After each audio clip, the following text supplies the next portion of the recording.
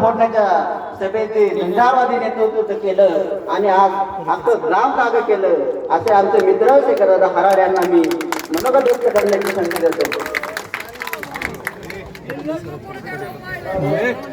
प्रथम माझ्या शिवरायांना व माझ्या लाडक्या भीमरायांना करून द्वितीय वंदन मी माझ्या सर्वांसमोर उभा माझ्या मतदारांना करतो आणि या ठिकाणी माझ्या भाषणाला सुरुवात करतो. फक्त विरोधी पक्षाचे दोनच अजेंडे सध्या चालू आहेत. धर्मानुसार भान फेटा, धर्मानुसार भान फेटा. दुसरा विषय ते आमचा बिचारा माधवभाऊ बसला होता. आपण ते आपल्या पार्टीचा माणूस त्याला धरला कोण रात्री मुंबईवरून आला, धरला त्याला गाडीवर टाकला. आता गाडीवर टाकल्याच्या नंतर त्यालाच कळलं आपण चाललोय पुढे नेमकं. गाडीवर टाकला त्यांनी घेऊन गेले. ते आमच्या ठाण्यावर तिथं सभा होती तिथं घेऊन गेले. 5-10 लोक असे उभा त्यांचे जमलेले. याला आला गाडीवर आला की लगेच धरला त्याला बांधला फेटा.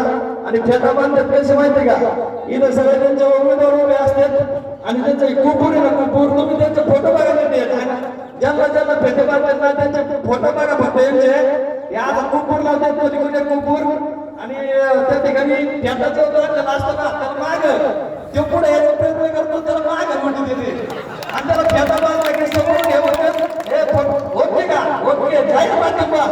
याला जे कुपूर ती माग ढकेल का 20-25 जणांच्या मागे जाऊन पडतो फेट्याला.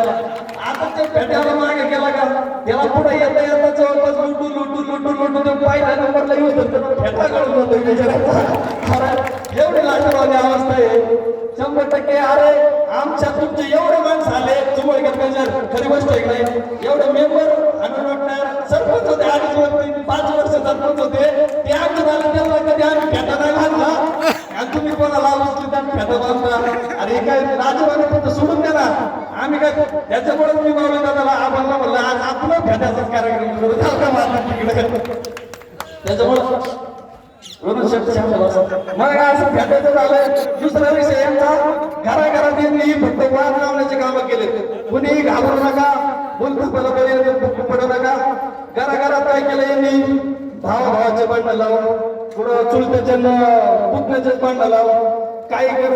पण मी आज या ठिकाणी सांगतो यांनी जे भांडण लावलेत का नाटक कासर असतील कासर मायाने जसं फोन केला ना आपल्या अन्न अडायला नाही आपण आज उभं राहिलेलं होतं. आणि यांनी जर का आज समोरच्या रॅलीमध्ये गेलं तर ते आपले म्हणजे चुलते असो आपला भाव असो यांना त्यांची जागा दाखवा. आपल्याला यांना घ्यायचंच नाही 100% नाही घ्यायचं.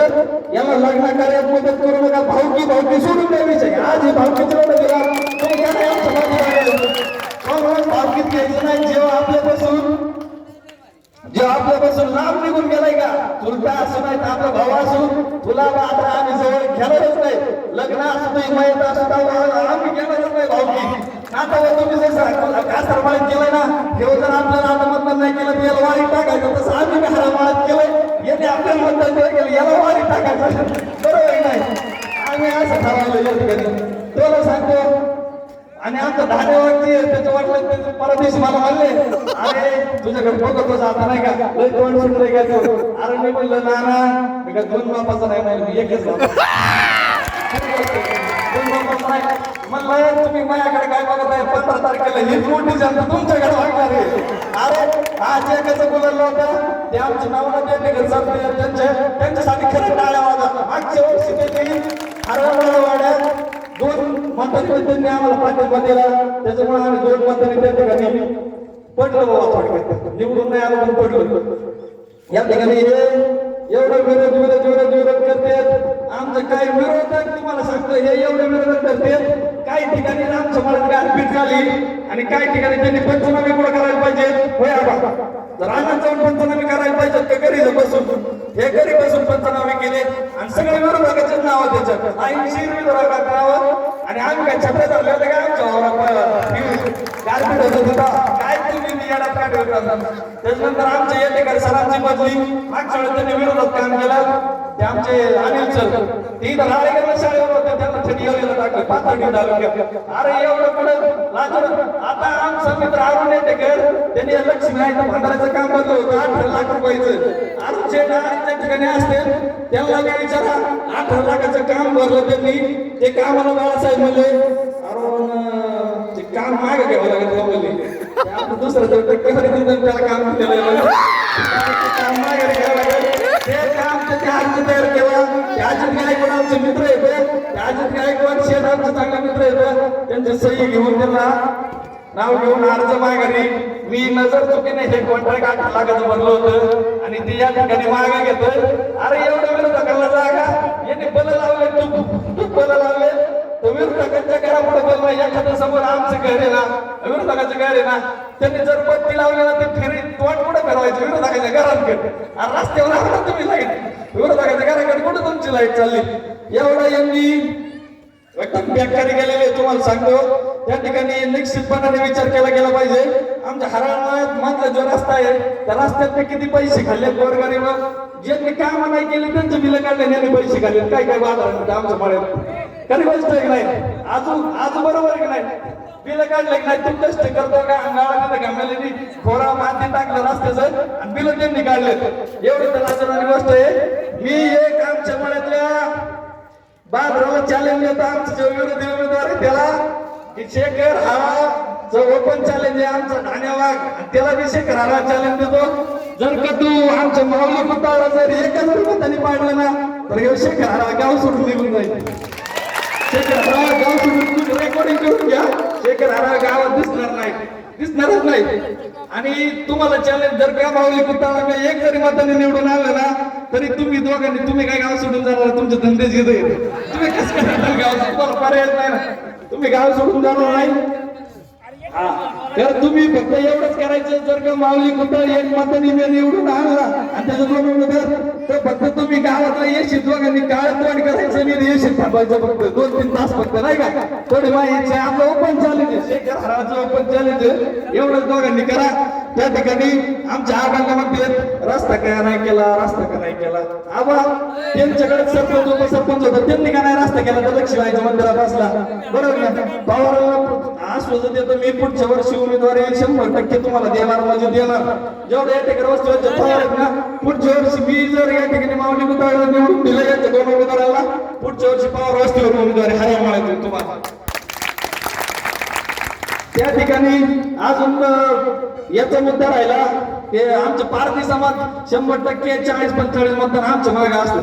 आज म्हणले पारधी समाजाला म्हणले तुम्हाला टिकडेला पोर घेऊन देतो आणि आमच्या बस काय म्हणते जर काय पारधी समाजाने आम्हाला मतदान नाही दिलं त्याला टिकडीवर सगळं हुसकून द्यायचं. तुम्ही लक्षात ठेवा यांना जर का मतदान दिलं हे तुम्हाला तसं टिकडीला सगळं परत ठेवणार नाही. त्याच्यामुळे तुम्ही व्यवस्थित करा. आमचा धान्यबाग काय म्हणतो धान्यबाग म्हणतोय मी 2 मत माझ्या मागा नाही 200 मत आहेत. आता 1000 मागे 2 बायकोचं मतदान नाही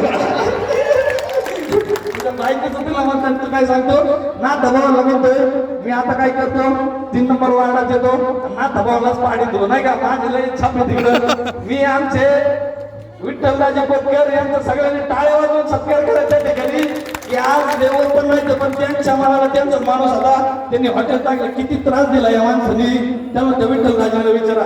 त्या ठिकाणी निश्चितपणाने सांगतो आणि संत शेत म्हणलेले मी त्यांच्या तालमीतला आहे त्याच्यामुळे काय कुस्ती 100% होणार आहे म्हणजे होणार आहे त्याच्यात काय वादच नाही. संत शेत तुम्ही माझी अशी इच्छा आहे 1 नंबर लीडनी तुम्ही त्या ठिकाणी गावात राहायचंय.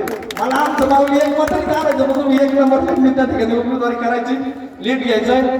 आणि त्यानंतर इथं गोठण्यातल्या तळ्यातला विषय 4 नंबर वाढला.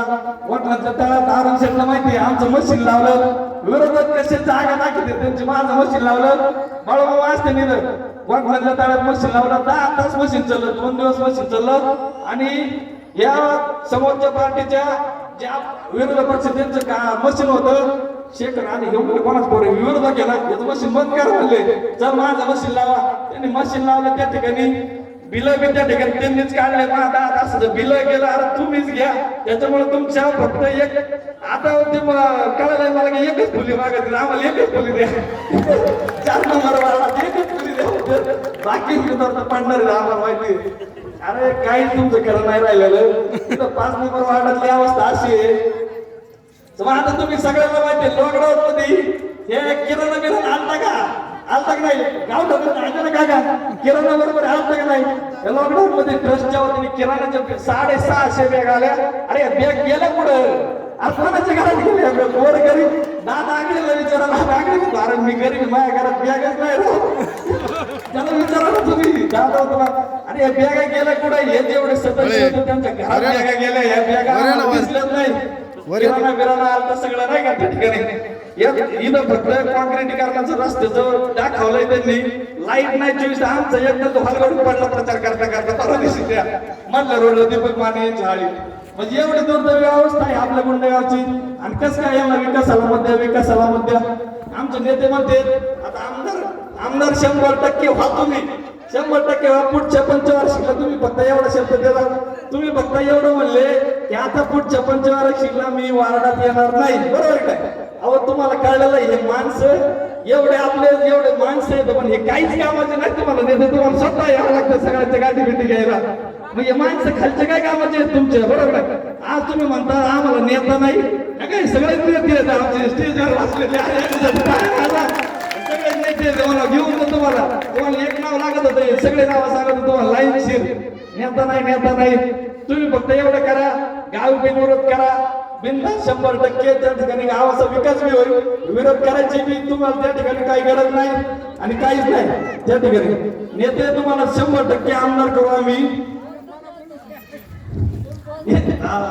बाप्पूचा मुद्दा राहिला आमचा मंगेश सराव उपसरपंचाचा एक मुद्दाच राहिला मला सांगायचा मंगेश सरावाला त्यांनी काय केलं हे आमचं जो अपोजिट 2 नंबर पार्टीचा उमेदवार आहे ना त्यांनी काय केलं 2010 मध्ये उपसरपंच झाला त्याच्यानंतर त्यांनी काय केलं मला 2010 मध्ये भापकराची सत्ता 2015 मध्ये हराळाची सत्ता येईल मग आपली आहे ना भापकराची सत्ता राहिली पाहिजे त्यांनी काय केलं आमचं त्या धान्यवागाला समोरच्या पार्टीवर पाठवलं बरं का मंगेश सराव तुम्ही कुठून ऐकत असतील समोरच्या पार्टीवर पाठवलं आणि तुम्हाला मंगेश बाप्पू तुम्ही माझे बंधू येतो तुम्हाला पाडण्यासाठी मी शेवटच्या रात्री या समोरच्या उमेदवारांनी 50,000 रुपये दिले तर तुम्ही फक्त लक्षात ठेवा हे फक्त त्या ठिकाणी मंगेश बाप्पू तुमचा स्वभाव चांगला आहे तुम्हाला काम करणार म्हणजे तुम्हाला वाटत होतं की मी काम करावं पण तुम्हाला काही यांनी कोणी काम करून नाही दिलं 10-15 लाख आता तुमचा चुराडा झाला या ठिकाणी पण निश्चितपणाने मंगेश सराव हे चांगलं व्यक्तिमत्व आहे या ठिकाणी मला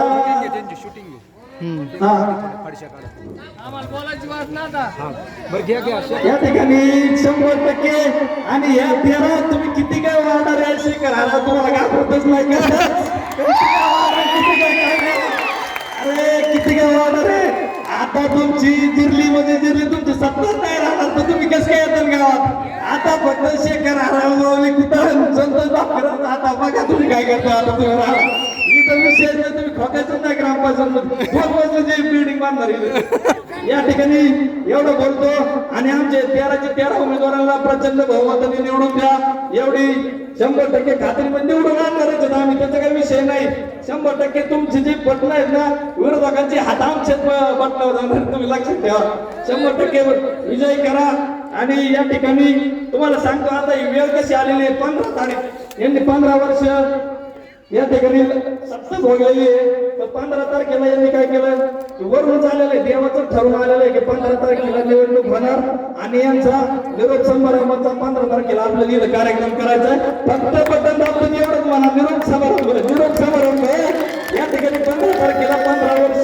15 तारखेला तुमचा निरोप समारंभ आणि येत्या 18 तारखेला सोमवार येतोय रामेश्वराचा आमचं देवाचा पंचवार आहे सोमवार त्या ठिकाणी सोमवारी आम्ही त्या ठिकाणी शपथविधी घेणार आहेत आणि सगळे 13 उमेदवार या ठिकाणी निवडणार आहेत आमचे थँक्यू धन्यवाद मला बोलण्याची संधी दिली धन्यवाद शेखर दादा खरंच आपल्या